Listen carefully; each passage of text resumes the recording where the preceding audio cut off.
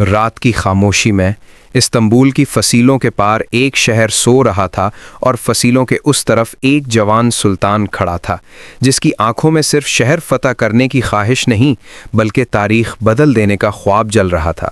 یہ وہ لمحہ تھا جب زمین بھی رک گئی تھی، آسمان بھی جھک کر دیکھ رہا تھا کہ ایک نوجوان، صرف 21 سالہ نوجوان، دنیا کی سب سے مضبوط ریاست کے سامنے کھڑا ہے۔ اس کے کندھوں پر ایک امت کا بوجھ اور دل میں صرف اللہ پر بھروسہ۔ سلطان محمد فاتح سانس لیتا ہے، دور کہیں توپوں کی آوازیں دبی دبی گونجتی ہیں۔ اسے اپنے استاد کی بات یاد آتی ہے، محمد، ایک دن تم وہ بنو گے جس کی بشارت رسول اللہ صلی اللہ علیہ وسلم نے دی ہے۔ یہ آواز اس کے دل میں بجلی کی طرح گرتی ہے۔ وہ جانتا ہے کہ یہ کوئی عام جنگ نہیں، یہ فتح قسطنطنیہ کا سفر ہے جو صدیوں سے مسلمان لشکروں کا خواب تھا۔ رات کا اندھیرا گہرا ہے مگر اس نوجوان سلطان کے دل میں سورج چمک رہا ہے۔ دوسری طرف شہر کے اندر خوف کی لہر دوڑ رہی ہے۔ قسطنطنیہ کا بادشاہ اپنی فصیلوں پر کھڑا اپنے محافظوں کو دیکھ رہا ہے۔ وہ کہتا ہے، یہ عثمانی کبھی پیچھے ہٹتے نہیں۔ یہ نوجوان کون ہے؟ اس کے سامنے ایک خوفناک حقیقت کھڑی تھی، ایک ایسا لشکر جو ایمان سے بنا تھا، تلوار سے نہیں۔ سلطان محمد فاتح اپنے خیمے میں آ کر ٹکٹکی باندھ کر نقشے دیکھتا ہے۔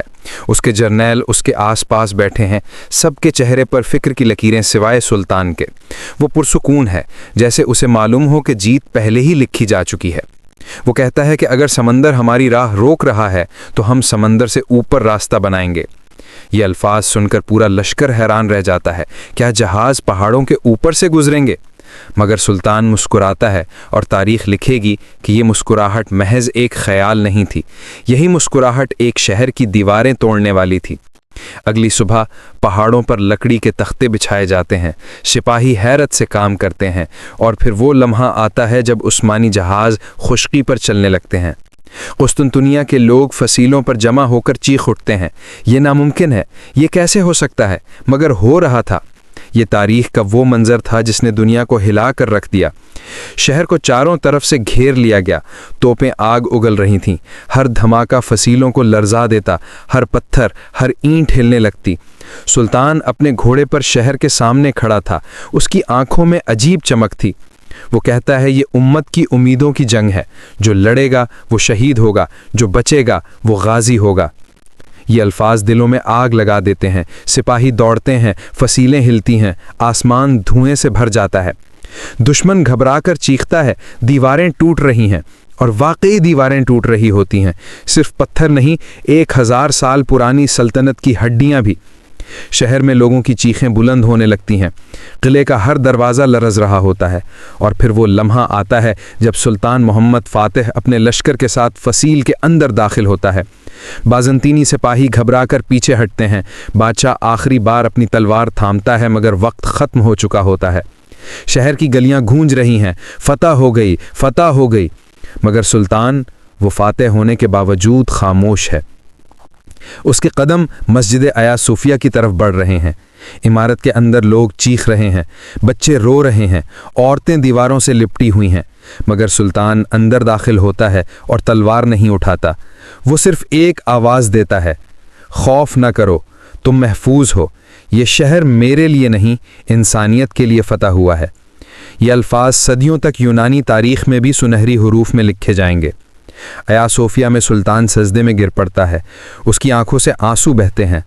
وہ کہتا ہے، اے اللہ، یہ فتح تیری ہے، میں کچھ نہیں تھا، تو نے سب کرایا۔ یہ منظر دیکھ کر پورا لشکر سجدے میں گر جاتا ہے۔ آسمان پر کبوتر اڑ رہے ہیں، زمین پر آنسو گر رہے ہیں، اور تاریخ ایک نئے دور میں داخل ہو رہی ہے۔ دن گزرتے ہیں، شہر کو دوبارہ آباد کیا جاتا ہے، عدالتیں بنتی ہیں، بازار کھلتے ہیں، ہر جگہ انصاف کی خوشبو پھیلنے لگتی ہے۔ لوگ کہتے ہیں، ہم نے بادشاہ بدلتے دیکھے تھے مگر سلطان جیسا انسان کبھی نہیں دیکھا۔ پھر وہ لمحہ آتا ہے جب دنیا سلطان محمد فاتح کو پہچانتی ہے، ایک ایسا فاتح جس نے دنیا نہیں، دل فتح کیے۔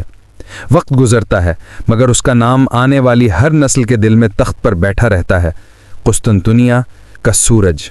پیارے ناظرین، اگر آپ کو یہ ویڈیو پسند آئی ہو اور آپ چاہیں کہ ایسے ہی ایمان افزا، دل کو چھو لینے والے واقعات آپ تک وقت پر پہنچتے رہیں تو چینل کو ضرور سبسکرائب کریں۔ آپ کا ایک سبسکرائب ہمیں مزید محنت کی ہمت دیتا ہے اور یہ خوبصورت پیغام اور زیادہ لوگوں تک پہنچنے کا ذریعہ بنتا ہے۔ اللہ آپ کو دین و دنیا کی بھلائیاں عطا فرمائے۔ جزاکم اللہ خیرا۔ السلام علیکم ورحمۃ اللہ وبرکاتہ۔